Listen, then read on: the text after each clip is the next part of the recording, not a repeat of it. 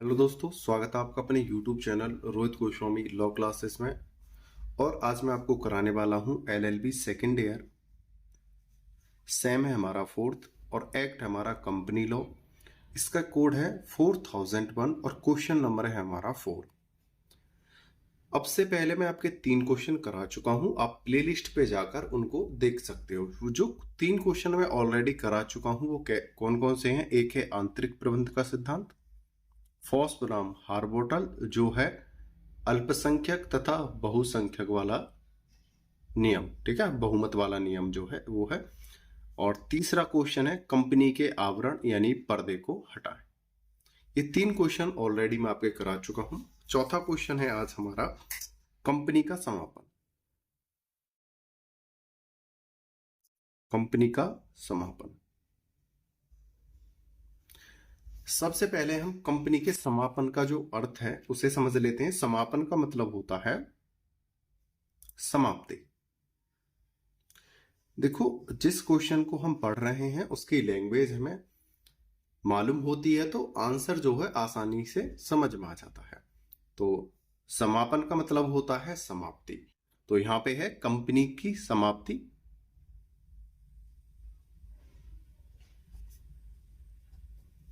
तो इसका क्या कंपनी का समापन का अर्थ है कंपनी की समाप्ति, ठीक है। अब इस क्वेश्चन को हम देखते हैं, ज्यादा बात ना करते हुए अपने क्वेश्चन को देखते हैं। क्वेश्चन में चलने से पहले आपको एक बात है बतानी है। अगर आपने अभी तक नोट्स नहीं लिए हैं तो आप हमारे व्हाट्सएप नंबर पे मैसेज करके हमारे PDF नोट्स परचेज कर सकते हो। आपके कंपनी लॉ और अदर लॉ के भी आपके नोट्स रेडी हैं, ठीक है। अब हम अपने क्वेश्चन को अच्छे से देखेंगे पहले, ठीक है। क्वेश्चन है हमारा 4.1, ठीक है। कंपनी के समापन से आप क्या समझते हैं? विभिन्न प्रकार के समापनों की व्याख्या कीजिए। सबसे पहले हम समझेंगे कंपनी समापन होता क्या है, ठीक है। आंसर है हमारा कंपनी के समापन का अर्थ। इसमें एक डेफिनेशन दे रखी है। जो डेफिनेशन है वो है गोवर के अनुसार, ठीक है। ये एक राइटर है गोवर, ठीक है। कंपनी का समापन, समापन यानी समाप्ति, एक ऐसी प्रक्रिया है जिसके द्वारा उसका कानूनी अस्तित्व समाप्त कर दिया जाता है। कोई कंपनी जब बनती है तो उसका रजिस्ट्रेशन होता है सरकारी, ठीक है। अब उसका क्या हो रहा है? समापन हो रहा है, समाप्ति हो रही है। तो उसका जो सरकारी अधिकार था अपने कंपनी को चलाने का वो क्या हो जाता है? समाप्त हो जाता है। और उसकी संपत्ति उसके लेनदारों और सदस्यों में आनुपातिक आधार पर यानी स्थिर मात्रा में, आनुपातिक यानी स्थिर मात्रा में प्रतिबंधित कर दी जाती है। इसको समझाऊंगा अभी। कंपनी के समापन के लिए एक प्रशासक नियुक्त किया जाता है जो समापक कहलाता है। जो अभी पहले समझा देता हूं। कोई कंपनी है, ये है ए कंपनी हो गई, ठीक है। कंपनी ने किसी से ऋण ले रखा है। दूसरा, कंपनी के कोई अन्य निदेशक हैं यानी जो सदस्य हैं, ठीक है। दो चीज, जब कंपनी की क्या होगी? समाप्ति, जिस कंपनी को बेचा जाएगा। तो सबसे पहले तो ऋण को चुकाया जाएगा, जो कंपनी के ऊपर ऋण है उनका भुगतान किया जाएगा। उसके बाद जो पैसा बचेगा, जो निदेशक यानी जो सदस्य थे, जिस अनुपात में जो सदस्य संबंधित था उसको उसी अनुपात में उसका हिस्सा दे दिया जाएगा बची हुई संपत्ति से। जो ऋण, पहले तो ऋण निकाला जाएगा, ऋण निकालने के बाद जो संपत्ति बचेगी उसमें सदस्यों का जितना हिस्सा है बचे ही हुए हिस्से का आनुपातिक उन सब में बांट दिया जाएगा। इस सभी प्रक्रियाओं को करने वाला, कंपनी के ऋण को देखने वाला, निदेशकों में आनुपातिक हिस्से को बांटने वाला, कंपनी का समापन करने वाला, यानी इन सब को देखने वाला जो सरकारी अधिकारी होता है उसे समापक बोलते हैं। क्या बोलते हैं? समापक, ठीक है। आगे समझते हैं। समापक का मुख्य कर्तव्य यह होता है कि वह कंपनी को अपने पूर्ण नियंत्रण में ले। भाई उसका क्या कर्तव्य है? कंपनी जब बिकने ही वाली है, उसका पूर्ण अस्तित्व ही समाप्त हो गया है, उसे अपने अंडर में ले ले, अपने अधिकार में ले ले, ठीक है। और उसकी आस्तियों को एकत्रित करके उसमें से कंपनी के ऋणों का भुगतान करे। मतलब आस्ति मतलब उसके जो अन्य कोई हिस्से हों, किसी पे उसका कोई लेन देन हो, उसे कंप्लीट करके उसकी जो संपत्ति है उन सबको एकत्रित करके उसे अपने अंडर में ले, और उसके बाद जो कंपनी के ऊपर ऋण है उसका क्या करे? भुगतान करे। कंपनी ने जो ऋण लिए हैं उनका भुगतान करे, और बची हुई संपत्ति को सदस्यों में उनके अधिकारों के अनुपात में बांट दे, ठीक है। पहले ऋण चुकाया, ऋण चुकाने के बाद जो संपत्ति बचेगी उसका जिस जिस अनुपात में सदस्यों का हिस्सा है, शेष राशि में से उन्हें दे दिया जाएगा।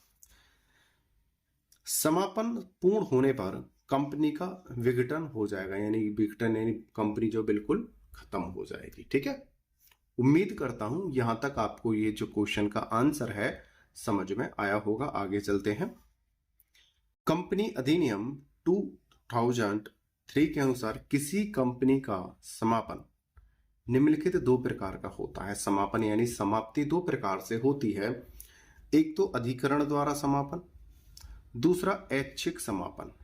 पहले हम अधिकरण द्वारा समापन को अच्छे से समझते हैं। अब से पहले वाली वीडियो में मैंने इस शब्द का वर्णन किया था, ठीक है, लेकिन दोबारा से फिर कर देता हूं, मैं कौन सा किराए का आ रहा हूं, ठीक है। अधिकरण का मतलब होता है न्यायालय, ठीक है। और समापन का अंतर मैं आपको बता ही चुका हूं, समाप्ति। तो यहां पे है अधिकरण यानी न्यायालय द्वारा समाप्ति, कंपनी की न्यायालय यानी कानूनी तरीके से समाप्ति।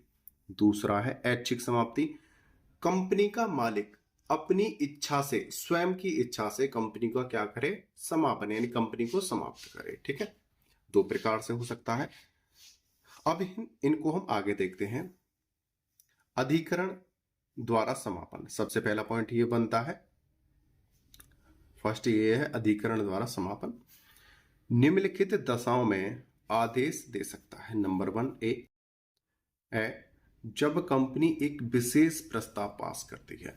भाई जिस कंपनी द्वारा कोई एक विशेष प्रस्ताव पास किया जाता है तो उसका समापन किया जाना चाहिए, क्योंकि अब एक बात बताओ, जो कंपनी को अधिकार है उसी में तो वो अधिकार प्रस्ताव पास करेगी जो अधिकार है।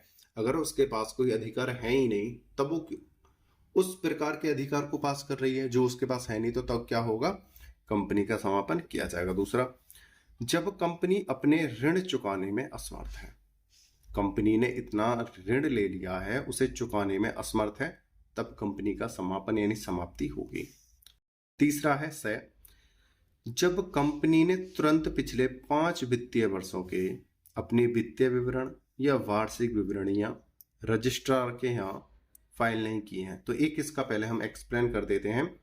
प्रत्येक रजिस्टर्ड कंपनी को, जो रजिस्ट्रेशन ले चुकी है कंपनी, प्रत्येक वर्ष उसे अपने आय और व्यय का ब्यौरा, जिसे हम विवरणी का कहते हैं, उसको रजिस्ट्रार ऑफिस में पेश करना होता है। कितने सदस्य हैं, कितने सदस्य हैं, कितनी आय हुई है, कितना व्यय हुआ है, क्या लाभ है, क्या हानि है, ये सब उसे ब्यौरा देना होता है। और अन्य चीज भी इसमें बहुत सारी शामिल होती हैं, ठीक है। ये सब ब्यौरा रजिस्ट्रार ऑफिस में, जहां पे रजिस्ट्रेशन हुआ था उस रजिस्ट्रार ऑफिस में पेश करना होता है। लेकिन जब कंपनी पिछले 5 वर्षों से लगातार इस प्रकार का कोई भी विवरण रजिस्ट्रार ऑफिस में पेश नहीं करती है तो तब कंपनी का समापन किया जाता है, ठीक है। आगे चलते हैं।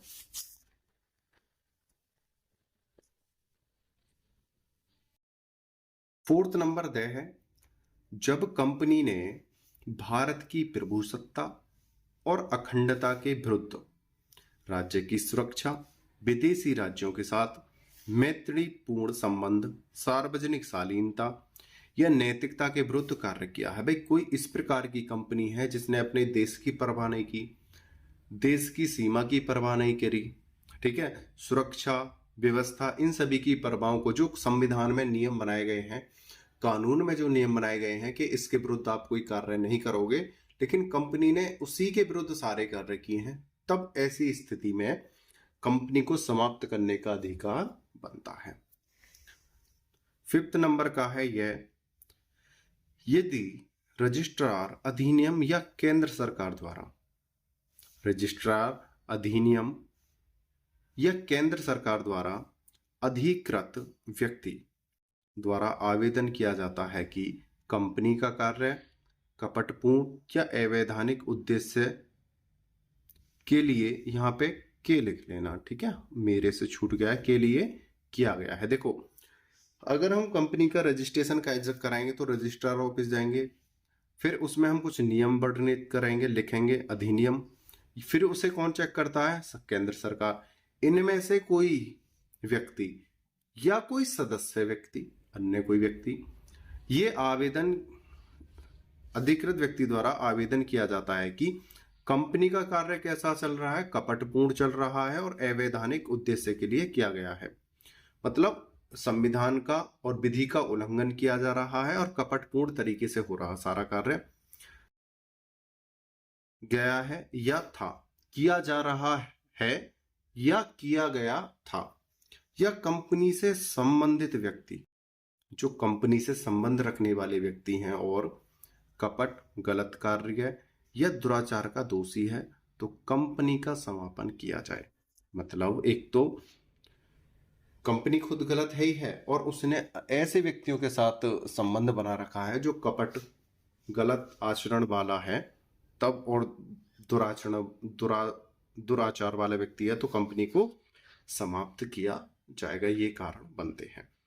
आगे देखते हैं दूसरा पॉइंट नंबर 2 जो हमारा बनता है ऐच्छिक समापन, ठीक है, उसको देखते हैं। ऐच्छिक समापन धारा 304 के अनुसार निम्नलिखित दशाओं में समापन किया जा सकता है। वो कौन सी दशा है जिसमें स्वयं समापन किया जा सकता है? नंबर 1, जब कंपनी के कार्य की अवधि अंतर नियमों के अंतर्गत समाप्त हो गई हो। देखो जब हम रजिस्ट्रेशन कराते हैं या कोई बॉन्ड बनवाते हैं उसमें कुछ लिमिट होती है कि 5 साल, 10 साल, 20 साल जो भी होता है उसके हिसाब से लिमिट होती है, तो उसकी समय सीमा जो समाप्त हो जाती है कंपनी की, तब उस कंपनी को समाप्त कर दिया जाता है, ठीक है। दूसरा, अंतर नियमों के अनुसार कोई घटना घटित हो गई है जिससे कंपनी का समापन किया जाए। कंपनी के अंतर नियम जो होते हैं, चलाने वाले जो नियम होते हैं, जो नियम उन्होंने बनाए थे उससे हटकर कोई ऐसी घटना घट जाती है जो उसकी कंपनी के अंतर नियमों में संबंधित ही नहीं थी और उससे कोई विशेष घटना, बहुत गंभीर घटना घट जाती है, तो उस स्थिति में वह स्वयं उसे बंद करने के इच्छुक हो जाते हैं, ठीक है। तीसरा, जब कंपनी ने ऐच्छिक यानी स्वयं समापन के लिए प्रस्ताव पास कर दिया है, यानी कंपनी स्वयं चाहती है कि मैं अपनी कंपनी को बंद कर दूं और उसने क्या दिया है, प्रस्ताव द्वारा उसे बंद कर सकती है, तो ये हो गए स्वैच्छिक समापन। आगे चलते हैं। शोधन क्षमता की घोषणा करना, जहां कंपनी का ऐच्छिक रूप में समापन किया जाना प्रस्तावित किया जाता है, इसमें यहां पे करेंगे निदेशकगण जो 2 से अधिक हों मंडल की सभा में लिखित घोषणा करेगा कि उन्होंने कंपनी के बारे में पूर्ण पूछताछ कर ली है, ठीक है, तथा कोई ऋण नहीं है या यह अपने ऋणों का, मतलब देखो केंद्र सरकार या कानूनी व्यवस्था द्वारा जो समापन का समापक होता है, जो समापक अधिकारी होता है, उसको अधिकार दिया जाता है कि आप कंपनी को समाप्त करो, ठीक है।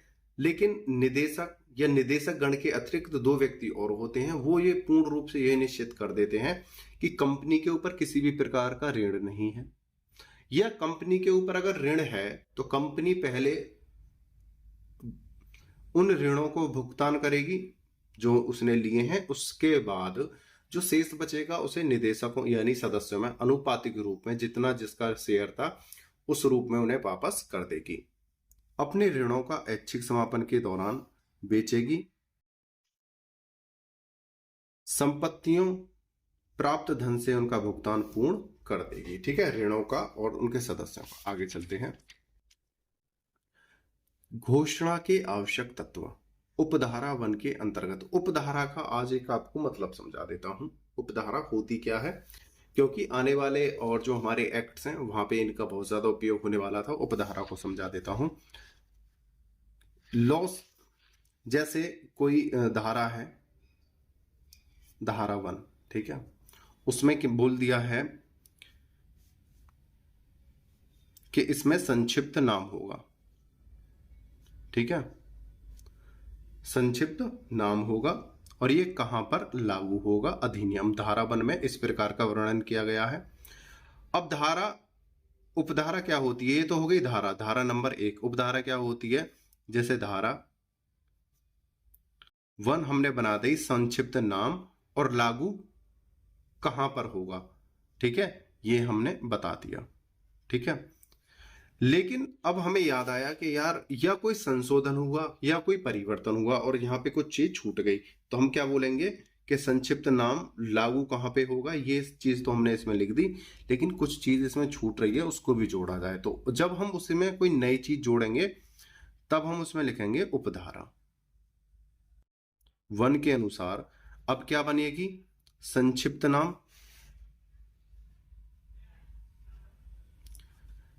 संक्षिप्त नाम लागू कहां पर होगा। ठीक है, और हमने उपधारा में जोड़ा क्या है, कब लागू होगा, कब लागू होगा। ठीक है, यानी जिसे हम कहते हैं प्रवर्तन, कब लागू होगा। तो जैसे और इसमें हमें, जैसे ये हमने कंप्लीट कर दी, अब इसमें भी हमें कोई और संशोधन करना है, तो हम उसमें क्या करेंगे, धारा 1 उपधारा 2 के अनुसार, ऐसे करके हम कुछ इसमें और कुछ अन्य चीज जोड़ सकते हैं। इसको उपधारा कहते हैं। उपधारा 1 के अंतर्गत, ठीक है, 304 उपधारा के अंतर्गत इस अधिनियम के उद्देश्यों के लिए की गई घोषणा प्रभावी नहीं होगी जब तक कि, अगर कोई घोषणा करता है तब तक प्रभावी नहीं होगी, तब तक नंबर 1 कंपनी समापन यानी कंपनी समाप्ति की प्रस्ताव तिथि के तुरंत 5 सप्ताह के अंदर न की गई हो।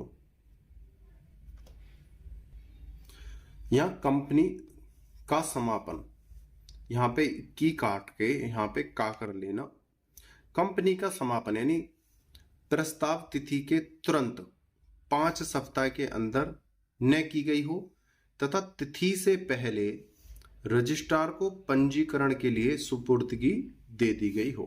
मतलब सुपुर्दगी तो दे दी है लेकिन उसका समापन नहीं किया गया है, तो घोषणा नहीं होगी। दूसरा है, इसमें यह घोषणा न हो कि कंपनी का समापन किसी व्यक्ति या व्यक्तियों को धोखा देने के लिए नहीं किया जा रहा है। मतलब भाई कंपनी का समापन क्यों हो रहा है, कंपनी ने धोखा दिया है, दुराचार किया है, गलत आचरण किया है, उसलिए तो उसका समापन हो रहा है।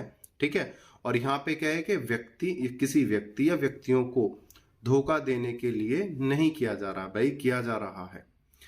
इसमें घोषणा की जाएगी कि कंपनी ने धोखा दिया है, इसी वजह से उसका समापन यानी समाप्ति हो रही है।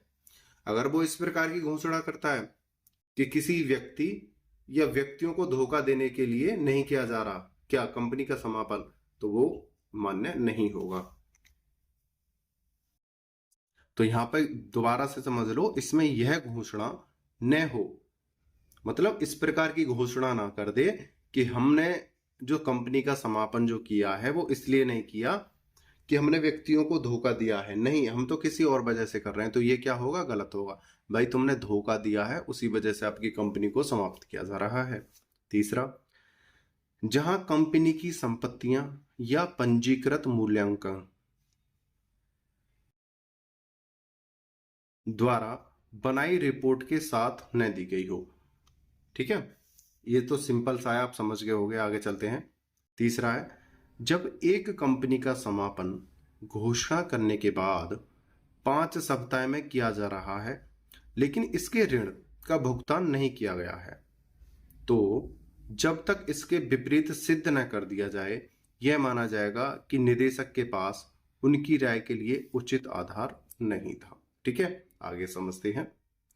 इसमें दंड क्या है? कोई निदेशक इस धारा के अंतर्गत अपनी राय के लिए उचित आधार न होने पर भी यह घोषणा करता है कि ऐच्छिक समापन की दशा में कंपनी संपत्तियों की बिक्री से प्राप्त राशि में से ऋणों का भुगतान करेगी। ठीक है, कोई भी निदेशक जब अपनी कोई निदेशक है इस आधार पर घोषणा करता है कि अगर हमारे ऊपर ऋण है तो हम कंपनी के जो समापन यानी समाप्ति के बाद जो हमें पैसा मिलेगा हम सबसे पहले ऋणों को चुकाएंगे। ठीक है, दशा में कंपनी संपत्तियों की बिक्री से प्राप्त राशि, कंपनी की संपत्तियों की बिक्री से, जैसा कि अभी मैंने बताया है, कंपनी के बिकने के बाद बिक्री से प्राप्त राशि में से प्रत्येक ऋणों का भुगतान कर देगी। वह सजा पाने का दायी होगा। ठीक है, अब यहां पे क्या बात आती है, देखो यहां पे क्या बोलते हैं, निदेशक,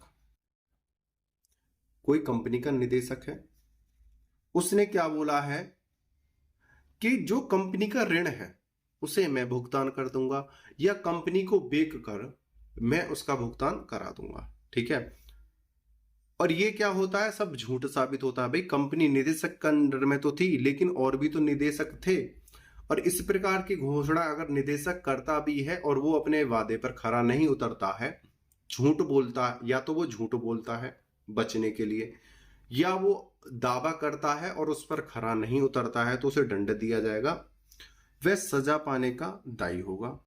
एक तो उसने झूठ बोला है या उसने अगर बोला है और उसे वो करने में असमर्थ है, दायी होगा जिसकी अवधि 3 वर्ष से कम नहीं होगी।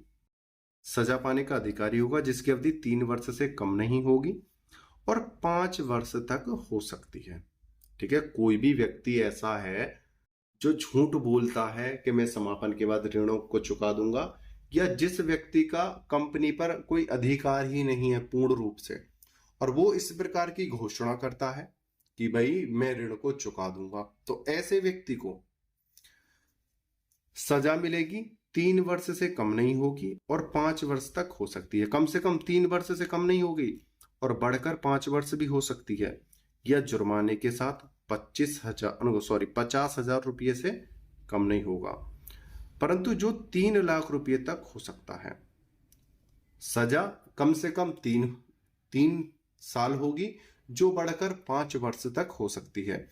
जुर्माना 50,000 रुपये होगा कम से कम, जो बढ़कर 3 लाख रुपए तक हो सकता है, या दोनों के साथ 3 वर्ष की सजा, 50,000 का जुर्माना, 5 वर्ष की सजा, 3 लाख का जुर्माना, दोनों हो सकता है, या इनमें से कोई एक हो सकता है। ठीक है, उम्मीद करता हूं ये क्वेश्चन आपको यहां तक अच्छे से समझ में आया होगा। सिंपल क्वेश्चन था, बहुत ही साधारण, और इसकी जो आने की जो कंडीशन रहती हैं वो 20 नंबर और 10 नंबर दोनों में ही रहती हैं। आने के जो चांस हैं 70% और 10 नंबर में आने के 50% चांस रहते हैं इसके। तो जो मैं आपको क्वेश्चन कराता हूं वो आपको महत्वपूर्ण ही कराता हूं, अदरवाइज आपको इधर उधर भागने की जरूरत नहीं है। नोट्स मेरे तैयार कर लो, रेडी कर लो, यहीं से आपका 85% पेपर आ जाएगा, प्लस में ही आएगा, ये तो मैं कम से कम बताता हूं। ठीक है, 85 प्लस आपका पेपर आ जाएगा। ठीक है, उम्मीद करता हूं आपको ये वीडियो अच्छी लगी होगी। आपने वीडियो को अंत तक सुना, देखा, उसके लिए धन्यवाद। टेक केयर, बाय बाय, जय हिंद, जय भारत।